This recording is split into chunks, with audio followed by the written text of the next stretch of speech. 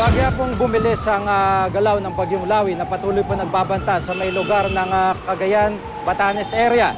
Dahil dito nakataas na ang signal number 2 sa Batanes Group of Islands at Cagayan, kabilang ng Calayan at Babuyan Group of Islands. Signal number 1 naman sa Ilocos Norte, Kalinga, Apayao, Abra at Isabela.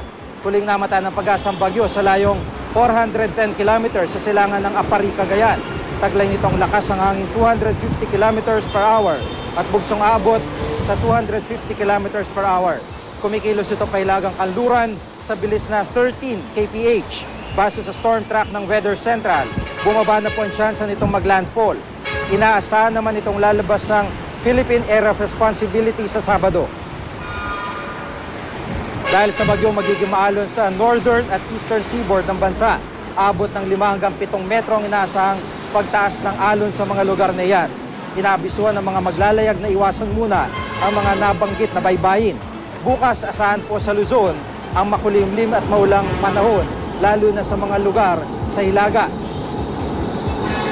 Dito naman po sa Metro Manila, posibleng makaranas ng pag-ulan pagsapit ng gabi. Uulanin din ang mga lugar sa Western Visayas, kabilang na po ang Boracay, Iloilo at Bacolod. Ang malaking bahagi naman ng Mindanao ay magiging umaliwalas naman ng panahon, pero may tsansa ng pag-ulan sa Zamboanga.